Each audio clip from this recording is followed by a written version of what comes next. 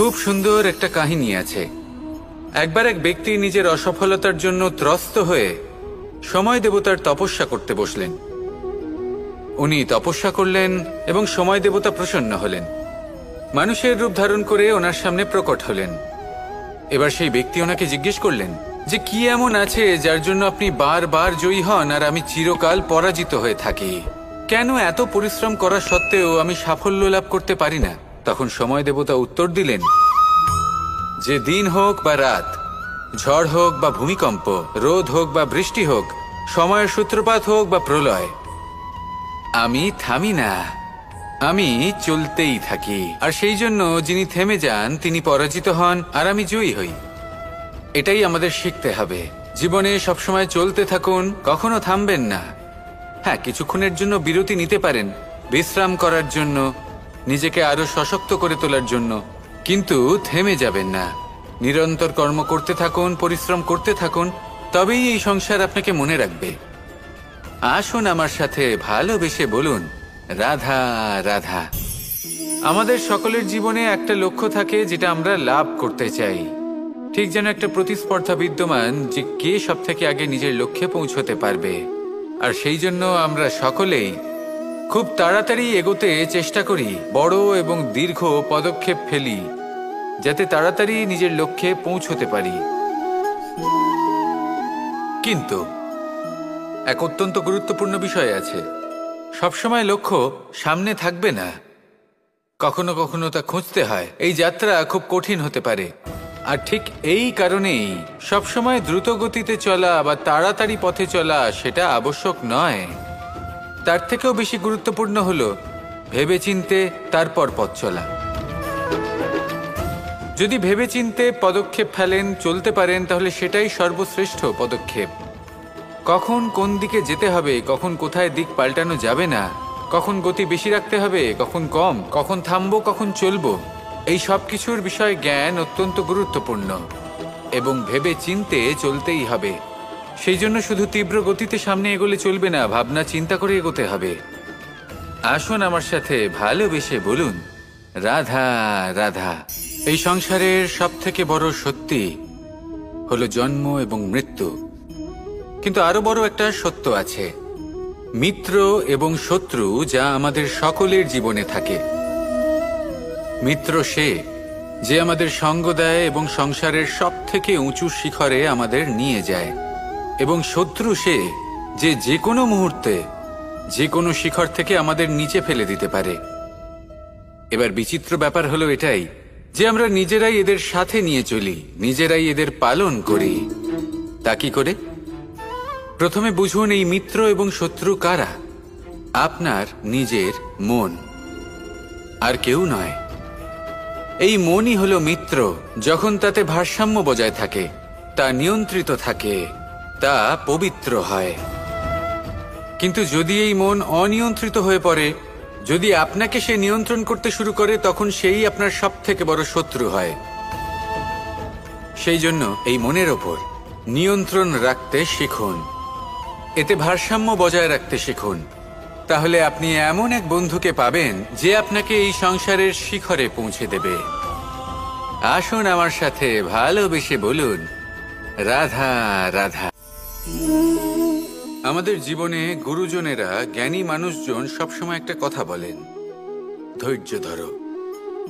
শুধুমাত্র দুটো শব্দ, কিন্তু কতটা বিশাল সেটা বোঝার চেষ্টা করুন। ছোট একটা অস্ত্র হাতে নিন এবং একটা বিশাল পর্বতে নিরন্তর প্রহার করতে থাকুন, ধৈর্য ধরে সেই কাজ করতে থাকুন। এমন একদিন আসবে এই বিশাল পর্বতে আপনি একটা পথ তৈরি করবেন। কোনো ধনুর্ধর যখন নিজের বিদ্যা অর্জন করেন, তখন তাকেও ধৈর্য ধরতে হয়, তার নিজেকে সময় দিতে হয়, তবেই সে ধনুর্বিদ্যা শিখতে পারে। সেইভাবে আমাদের জীবনেও ধৈর্য ধরার খুব প্রয়োজন। পরিবারে ধৈর্য রাখতে পারলে তাহলে আস্তে আস্তে দেখবেন প্রেম বৃদ্ধি পাচ্ছে। সমাজে যদি ধৈর্য রাখতে পারেন, তাহলে আস্তে আস্তে এই সমাজ আপনাকে সম্মান করবে। যদি নিজের জীবনে ধৈর্য রাখতে পারেন, তাহলে নিজে থেকেই আত্মবিশ্বাস বাড়বে, নিজের বিকাশ হবে। জীবনে সবই সম্ভব যদি ধৈর্য রাখতে পারেন। হয়তো আস্তে আস্তে হবে, কিন্তু হবে অবশ্যই। শুধু ধৈর্য রাখুন। কারণ ধৈর্যই সব থেকে বড় পুঁজি। আসুন আর আমার সাথে ভালোবেসে বলুন, রাধা রাধা। অনেক সময় আমরা জীবনে অনেক মানুষকে এমন বলতে শুনে থাকি যে আমি অসফল হয়েছি কারণ আমার সময় ভালো যাচ্ছিল না। আমি এই জিনিসটা লাভ করতে চাইছিলাম কিন্তু করতে পারলাম না কারণ আমার সময়টা ভালো যাচ্ছিল না। আমি আমার জীবনে ওই মহান কাজটা করতে চাইছিলাম কিন্তু করতে পারলাম না। কেন? কারণ আমার সময়টা ভালো যাচ্ছিল না। কিন্তু যে মুহূর্তে ভালো সময় আমার জীবনে আসবে আমি সব কিছু প্রাপ্ত করব। এমন প্রায় প্রত্যেকেই বলেন। আসুন একটা কথা বোঝা যাক। একজন মালিকে দেখুন, সে প্রত্যেক দিন গাছের সেবা করে, তাকে জল দেয়, তার যত্ন আত্তি করে। কেন? প্রত্যেক দিন সেই গাছ ফল দেয় না। সঠিক সময় এলে তবেই সেই গাছ ফল দেয়, কিন্তু প্রত্যেক দিন মালি তার সেবা করে, তাকে যত্ন করে। শুধুমাত্র তখন করে না যখন সেই গাছ ফল দিতে সক্ষম। আর যদি মালি গাছের যত্ন প্রতিদিন না করে তাহলে হয়তো সেই গাছ ফল দিতেই পারবে না। এটাই হলো আমাদের জন্য একটা শিক্ষা। যখন সময় আমাদের জন্য অপেক্ষা করে না তখন আপনি সময়ের জন্য কেন অপেক্ষা করছেন? ভালো সময়ের জন্য অপেক্ষা করবেন না। ভালো এবং শুভ কর্ম দ্বারা ভালো সময়কে নিজের কাছে টেনে আনুন। নিরন্তর কর্ম করুন, পরিশ্রম করতে থাকুন। শুভ সময় আপনা থেকেই আপনার কাছে আসবে। আসুন আমার সাথে ভালোবেসে বলুন, রাধা রাধা। আমাদের জীবনে যখনই আমরা কোনো বড় দায়িত্বের সম্মুখীন হই তখন আমরা তার থেকে দূরে পালাই আর এই অজুহাত দিই যে না না, এত বেশি ভার বহন করার যোগ্যতা আমার নেই, আমি করতেই পারবো না। দেখুন, এই সংসারে ভিন্ন ভিন্ন ধরনের গাছ আছে, ছোট গাছ, বড় গাছ, কিন্তু বটগাছের মতো বড় এবং নিবিড় গাছ আর একটাও নেই। সে নিঃস্বার্থভাবে এই সংসারকে সেবা করে যায়, ছায়া প্রদান করে, শীতলতা প্রদান করে। আর যখন এমন সময় আসে যখন তার ওপর বোঝা অত্যন্ত বেড়ে যায়, সে কিন্তু কোনোভাবেই ভেঙে পড়ে না। তখন সে নিজের নিঃস্বার্থ কর্মের ফল লাভ করে, সেই নিঃস্বার্থ কর্ম যা সে করেছে। তার দেহ থেকে ছোট ছোট ঝুড়ি বার হয় এবং তা কাণ্ডের আকার ধারণ করে। সেই কাণ্ড মাটির কাছে পৌঁছয় এবং তারপর তা বটগাছের সহায়ক হয়ে ওঠে। সে ভেঙে পড়ে যায় না। এইভাবে আপনিও জীবনে নিঃস্বার্থভাবে সবার সেবা করুন, ভালোবাসুন, সবাইকে সাহায্য করুন। যেদিন আপনার ওপর বোঝা অত্যন্ত বেড়ে যাবে সেদিন এই সব মানুষ আপনাকে সাহায্য করার জন্য আসবেন, আপনার শক্তি হয়ে উঠবেন। আর আপনি বটগাছের মতোই মহান এবং বিশাল হয়ে উঠবেন। আসুন আর আমার সাথে ভালোবেসে বলুন, রাধা রাধা। এই সংসারের সব থেকে বড় রোগ কোনটা? কেউ বলবে মানসিক রোগ, কেউ বলবে সেই রোগ যা সর্পদংশনের ফলে হয়ে থাকে। এই সংসারে ভিন্ন ভিন্ন ধরনের রোগ আছে এবং তার সাথে ভিন্ন ভিন্ন ধরনের যন্ত্রণাও রয়েছে। এমন একটা রোগ আছে যা চোখে দেখা যায় না, যা আপনার শরীরে কোনো দাগ রেখে যায় না, কিন্তু আপনার আত্মাকে পর্যন্ত ক্ষত বিক্ষত করে, অসুস্থ করে তোলে, বিনাশ করে দেয় আপনাকে এবং তার সাথে আপনার আত্মাকেও। এই অসুখের নাম হলো লালসা।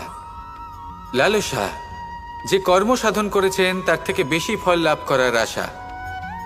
লালসা, যা আজ আছে তার থেকে অনেক বেশি লাভ করার ইচ্ছে। এই ইচ্ছে এই সংসারে সবার থেকে এগিয়ে থাকার আপনাকে প্রেরণা যোগাবে, কিন্তু তার জন্য আপনাকে অপরাধযোগ্য কাজ করতে উৎসাহিত করবে।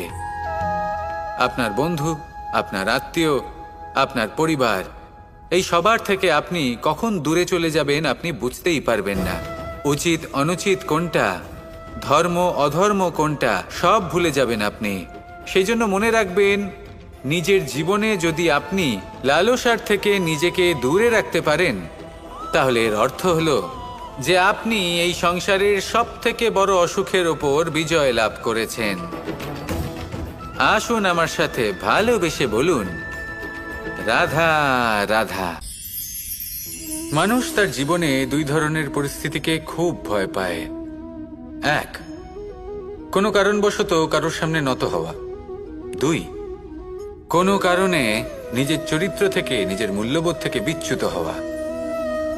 এবার কেন হয় এরকম যে কথায় কথায় কারোর সামনে নত হতে হয়? কেন বারংবার নিজের চরিত্র থেকে চ্যুত হতে হয়? এরকম কেন হয়? এটা তখনই হয় যখন আমাদের শিক্ষা এবং মূল্যবোধের অভাব থাকে। যদি মানুষের মধ্যে প্রকৃত শিক্ষা থাকে, তাহলে এই সংসারে কোনো সময় এবং কারোর সামনেই নত হওয়ার কোনো প্রয়োজন নেই। যদি মানুষের মধ্যে মূল্যবোধ থাকে, তাহলে তাকে নিজের মূল্যবোধ বা চরিত্র থেকে বিচ্যুত হতে হয় না, তা সে যাই হয়ে যাক না কেন। কোনো বালককে যদি জন্ম থেকেই সুশিক্ষার অধিকারী করা হয়, শিক্ষিত করা হয়, মূল্যবোধের অধিকারী করা হয়, তবে সে এই সংসারে এমন কর্ম করবে যাতে সে নিজেকে, নিজের পরিবারকে, সমগ্র সমাজকে গর্বিত করতে পারে। শিক্ষা লাভ করুন, মূল্যবোধ লাভ করুন এবং আমার সাথে ভালোবেসে বলুন, রাধা রাধা। একটা শব্দ আছে, পরিস্থিতি। অনেক মানুষের মুখে আমরা এই শব্দ শুনি। জীবনে যখন অসফল হই, দুঃখ আসে, সংকট আসে, কোনো বিপদ ঘনিয়ে আসে, তখন সমস্ত দোষ আমরা পরিস্থিতির ওপর চাপিয়ে দিই। আর দেখতে গেলে কোথাও না কোথাও ঠিকই করি। এই পরিস্থিতি প্রত্যেক দিনের মতো পাল্টাতে থাকে, কিন্তু এই দিন, এই রাত, এমন কেউ আছেন যিনি এর ওপরেও নিয়ন্ত্রণ সাধন করেন, আর তিনি হলেন সূর্য। ঠিক সেই রকমই আমাদের জীবনেও সূর্য হলো এই মন। যদি এই মনের ওপর আমরা নিয়ন্ত্রণ করতে পারি, তাহলে আমরা জীবনকেও নিয়ন্ত্রণ করতে পারবো। প্রথমে এই মনের রাজা হয়ে উঠতে হবে। তাই মনে রাখবেন, যদি মন দুর্বল হয়, তাহলে পরিস্থিতি আমাদের সমস্যা বলে মনে হবে। এই মন যদি স্থির হয়, পরিস্থিতি প্রতিস্পর্ধা বলে মনে হবে। আর এই মন যদি শক্তিশালী হয়ে ওঠে, তাহলে যে কোনো পরিস্থিতি আপনার কাছে একটা সুযোগ মাত্র। এমন এক সুযোগ যাতে অগ্রসর হয়ে আপনি মহান হয়ে উঠতে পারেন। এই মনের শক্তির বৃদ্ধি ঘটান, মহান হয়ে উঠুন, আর আমার সাথে ভালোবেসে বলুন, রাধা রাধা। এই সংসারে অনেক অনেক এমন জ্ঞানী আছেন যারা নিজের সমস্ত জীবন জ্ঞান অর্জন করতে অতিবাহিত করেছেন। এই সংসারে এমন কোনো বেদ নেই, কোনো পুরাণ নেই, কোনো শাস্ত্র নেই, কোনো ভাষা নেই যা ওনারা জানেন না। এমন কোনো বিষয় নেই যা নিয়ে ওনারা কোনো বক্তব্য রাখতে পারবেন না। কিন্তু আমরা এই সকল জ্ঞানীকে কি ভালোবাসতে পারি? এনাদের সকলকে সম্মান করতে পারি না। কারণটা কি? দেখুন, বেদ পড়া একটি আলাদা বিষয়, বেদনা বুঝতে পারা অন্য ব্যাপার। এবং বেদনা বোঝার জন্য, সেই জ্ঞান লাভ করার জন্য আপনাকে মন থেকে করুণা এবং প্রেমের সঠিক অর্থ বুঝতে হবে। সামনের ব্যক্তির বেদনা বুঝতে হবে, তার যন্ত্রণাকে বুঝতে হবে। তারপর যে জ্ঞান আপনি অর্জন করেছেন বেদ থেকে, পুরাণ থেকে, শাস্ত্র থেকে, তা প্রয়োগ করে তার বেদনার নিবারণ করা, সেটা বেশি গুরুত্বপূর্ণ। সেই জন্য জীবনে শুধুমাত্র শাস্ত্র এবং বেদ পড়ে জ্ঞান অর্জন করতে সময় নষ্ট করবেন না। মন থেকে প্রেমের কি অর্থ সেই বিষয়ে জ্ঞান লাভ করার চেষ্টা করুন, করুণাও বুঝতে চেষ্টা করুন। একজন শ্রেষ্ঠ ব্যক্তি হয়ে উঠুন, আর আমার সাথে ভালোবেসে বলুন, রাধা রাধা। আমাদের জীবনে অনেক ধরনের ব্যক্তি এসে থাকেন। কেউ কেউ আমাদের সাথে থেকে যান, কেউ আমাদের থেকে দূরে চলে যান। কেউ ভালো মানুষ হন, কেউ খারাপ মানুষ। কিন্তু আমরা সবসময় সেই সময়টাকে নিয়ে দুঃখ প্রকাশ করি যখন আমাদের জীবনে কোনো খারাপ ব্যক্তি প্রবেশ করেন। তারা আমাদের খারাপ অনুভূতি দেন, দুঃখ দেন, কষ্ট দেন। আমরা সবাই তাকে ভালো মন্দ কথা বলি। কিন্তু কেন? এমন বিভিন্ন ধরনের মানুষ, খারাপ মানুষ, ভালো মানুষ, সবার জীবনেই আসেন এবং সকলকেই একটা অমূল্য শিক্ষা দান করে যান। এবার আপনি নিজেই ভেবে দেখুন, জীবনে যখন প্রথমবার আপনি আগুন স্পর্শ করেছিলেন, তখন আপনি একটা শিক্ষা লাভ করেছিলেন যে আমাকে আগুনের থেকে একটু দূরে থাকতে হবে। তারপর আস্তে আস্তে আপনি শিখলেন যে কিভাবে এই আগুনকে নিয়ন্ত্রণে রাখতে হবে। তারপর আপনি শিখলেন যে কিভাবে নিজের জীবনে তাকে প্রয়োগ করতে হবে, তা সে অন্ধকারে প্রকাশ লাভ করার জন্য হোক বা খাবার বানানোর জন্য। সেইভাবেই কোনো খারাপ ব্যক্তি যখন আপনার জীবনে আসে কোনো শিক্ষা দিয়ে যান, তার প্রতি কৃতজ্ঞ থাকুন। তার বিষয় খারাপ ভাবার বা খারাপ অনুভূতি নিয়ে থাকার কোনো প্রয়োজন নেই। সেই শিক্ষা লাভ করুন, ইতিবাচক মনোভাব নিয়ে জীবনের সামনে এগোতে থাকুন। কেউ নেই যিনি আপনাকে বাধা দিতে পারেন। আসুন আমার সাথে ভালোবেসে বলুন, রাধা রাধা। আভূষণ, কার না ভালো লাগে এই আভূষণ? আমরা পরিশ্রম করি, ধন অর্জন করি আর আভূষণ কিনে থাকি, কখনো নিজের জন্য, কখনো বা তাদের জন্য যাকে আমরা ভালোবাসি, বা তাদের জন্য যাকে আমরা সম্মান করি। হয়তো সেই জন্যই সীতা চূড়ামণি ধারণ করেছিলেন এবং আমি সামন্তকমণি। কিন্তু এটাই কি সেই প্রকৃত আভূষণ যা আপনার মূল্য বৃদ্ধি করে? না। শ্রীরামের আভূষণ হলো ওনার নম্র ভদ্র ব্যবহার। মাতা সীতার আভূষণ হলো ওনার সততা, ওনার নিষ্ঠা, ওনার ত্যাগ। অর্জুনের আভূষণ ছিল ওনার একাগ্রতা। রাধার আভূষণ ওনার প্রেম। এই আভূষণ কোথাও নেই, আপনার মনে আছে। যদি আপনার মনে মিষ্টতা থাকে, তা শান্ত হয়, তাতে সততা থাকে, নিষ্ঠা থাকে এবং প্রেম থাকে, তাহলে আপনার অন্য আর কোনো আভূষণের কোনো প্রয়োজন নেই। আপনি যতই ভিড়ের মাঝে থাকুন, আপনার ঔজ্জ্বল্য চোখে পড়বে। আসুন আর আমার সাথে ভালোবেসে বলুন, রাধা রাধা। পায়েস হলো আমার বিশেষ প্রিয়। এর মধুর স্বাদ মনকে প্রফুল্ল করে তোলে। ছোটবেলায় মা আমার জন্য পায়েস বানাতেন এবং আমাকে বলতেন যে গরম থাকতে থাকতে খেয়ে নে কানাই, ঠান্ডা হয়ে গেলে ভালো লাগবে না। কিন্তু আমিও দুষ্টু ছিলাম, ঠান্ডা হওয়া পর্যন্ত অপেক্ষা করতাম। আর ঠান্ডা হয়ে যাওয়ার পরে মার কাছে যেতাম আর ওনাকে বলতাম যে মা, পায়েস তো ঠান্ডা হয়ে গেছে, এটা গরম করে দিন। তখন মা হাসতেন আর বলতেন যে পায়েস না হয় আমি আবার গরম করে দেব কানাই, কিন্তু এর মধুর স্বাদ, সেই মিষ্টত্ব, সেই সুবাস, সেটা আবার ফিরে আসবে না। কথাটা সত্যি। আর এই সত্যটাই আমাদেরও জীবনের সত্য। আমাদের জীবনের মধুর সম্পর্কগুলি, এতে যখন কটুভাব প্রবেশ করে, তখন সেই মিষ্টত্ব ফিরিয়ে আনা প্রায় অসম্ভব ব্যাপার হয়ে যায়। আপনি চেষ্টা করে সেই সম্পর্ক ঠিক করতেই পারবেন, তার জন্য অগাধ পরিশ্রম করতে হবে, কিন্তু আবার সেই মিষ্টত্ব কখনো ফিরে আসবে না।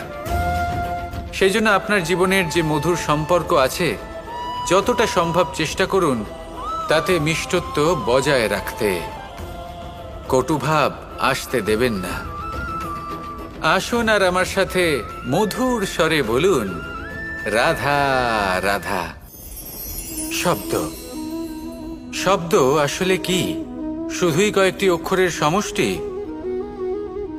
নাকি আমাদের বাণী? এই শব্দ এমন এক শক্তি যা কাউকেই নিজের বশবর্তী করে ফেলতে পারে।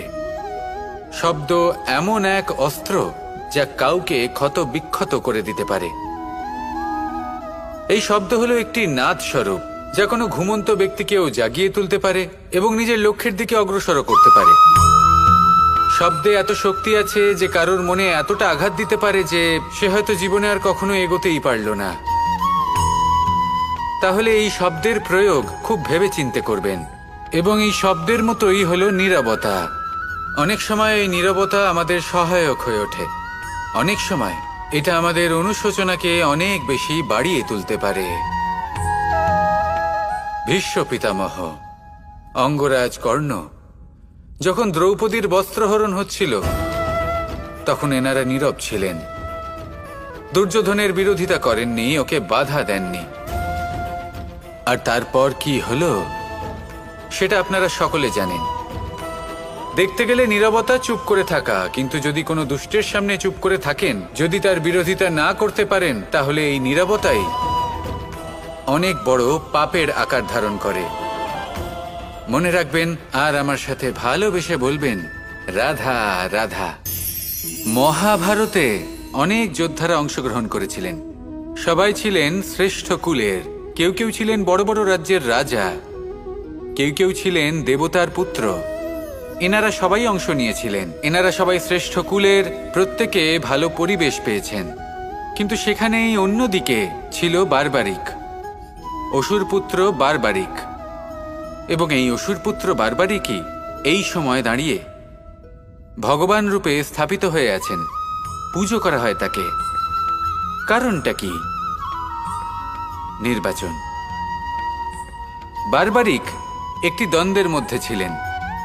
ঠিক যেমন প্রত্যেক যোদ্ধার জীবনে দ্বন্দ্ব এসে থাকে, তখন সে কি নির্বাচন করবে সেটা হলো অত্যন্ত গুরুত্বপূর্ণ। বারবারিকের কাছে এত শক্তি ছিল যে একটি মাত্র বাণ প্রয়োগ করে সবাইকে নাশ করতে পারত। দ্বন্দ্ব ছিল একটাই, যে ও নির্বাচন করতেই পারছিল না কোন পক্ষ হয়ে যুদ্ধ করবে। ওর নির্বাচন ছিল এটাই যে ও কোনো পক্ষের হয়েই যুদ্ধ করবে না, বরং নিজের মস্তক সে দান করবে।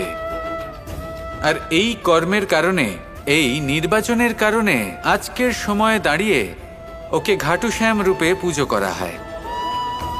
মনে রাখবেন, শুধু আপনার ব্যক্তিত্ব গুরুত্বপূর্ণ নয়, আপনি কোথা থেকে আসছেন, কোন কুলে আপনার জন্ম, শুধুমাত্র সেটা গুরুত্বপূর্ণ নয়। সব থেকে বেশি গুরুত্বপূর্ণ হলো আপনার কর্ম, আপনার নির্বাচন। আসুন আমার সাথে ভালোবেসে বলুন, রাধা রাধা।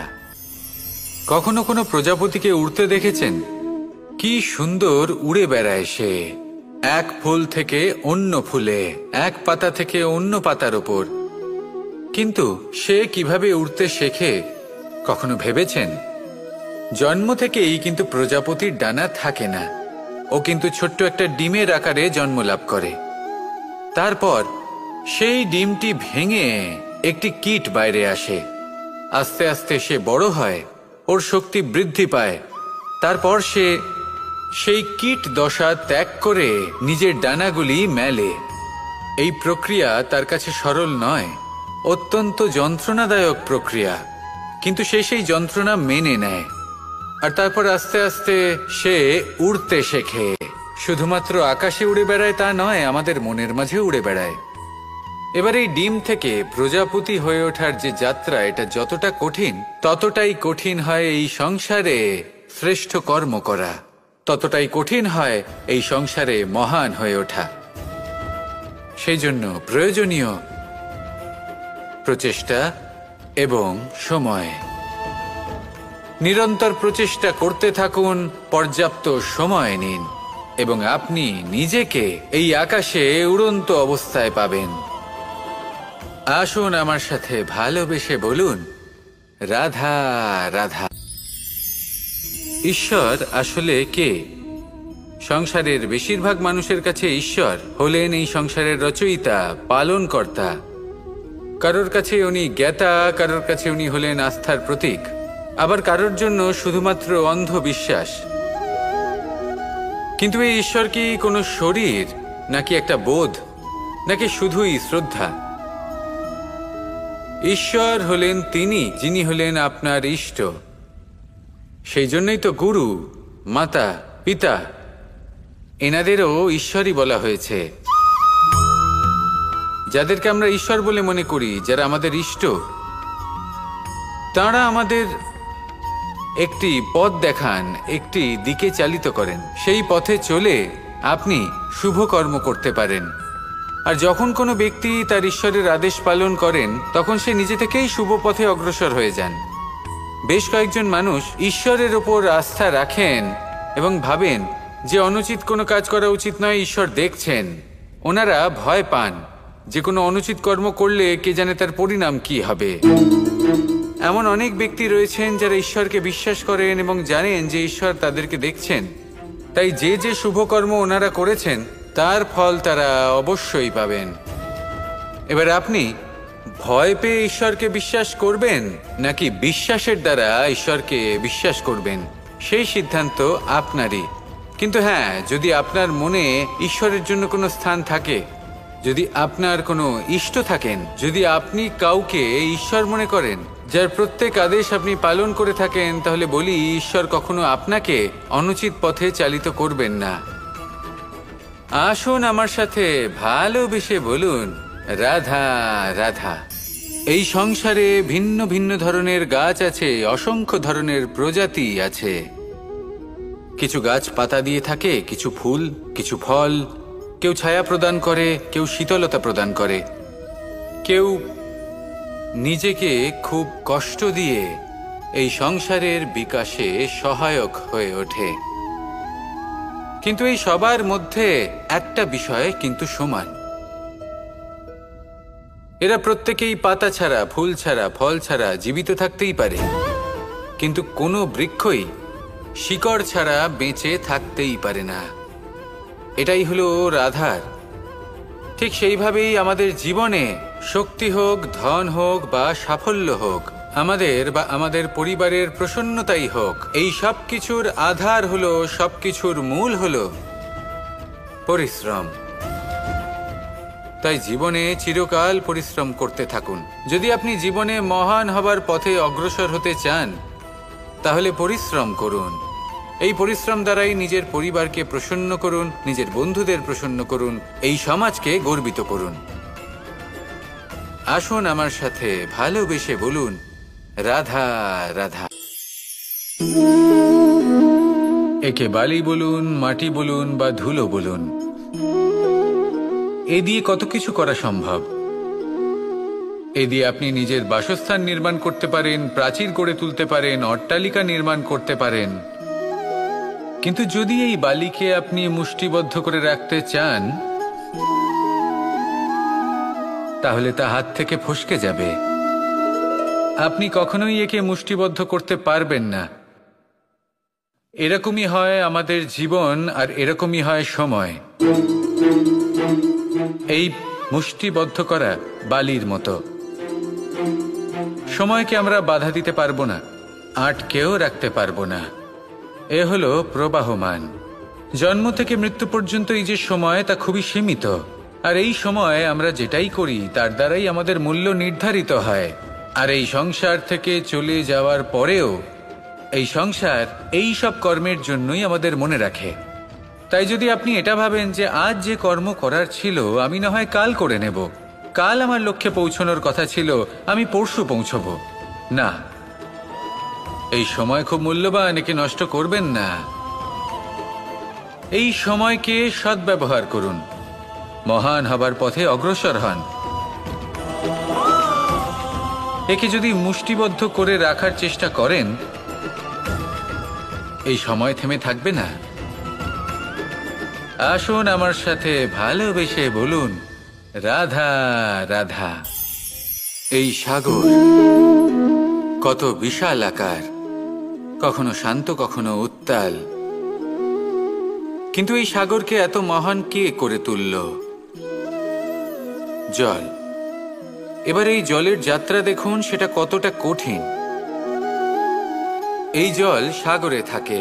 সূর্য ওকে এতটা উত্তপ্ত করে তোলে যে এই জল নিজের অস্তিত্ব হারিয়ে ফেলে এবং বাষ্পে পরিণত হয়ে হাওয়ায় মিলিয়ে যায়। তারপরে আকাশে যায় আর নিজের অস্তিত্ব আবার হারিয়ে ফেলে, মেঘে পরিণত হয়। তারপর এই মেঘ কোথাও গিয়ে কোনো পর্বতে ধাক্কা খায়, তারপর আবার এই জল নিজের অস্তিত্ব হারায়। তারপরে বর্ষার রূপ ধারণ করে তা বর্ষিত হয়, বা কোনো পর্বতের চূড়ায় তার শিখরে বরফের রূপ ধারণ করে।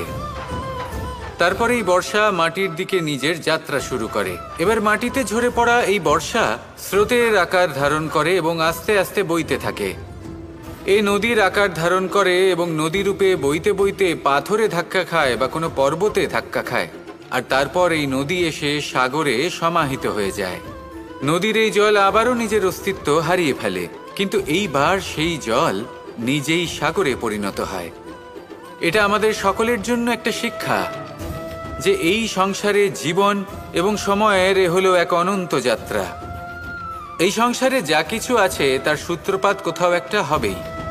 সেই জন্য মৃত্যু এবং সমাপ্তির চিন্তা ত্যাগ করে দিন, আর যে সূত্রপাত আপনি লাভ করছেন তার আনন্দ উপভোগ করুন।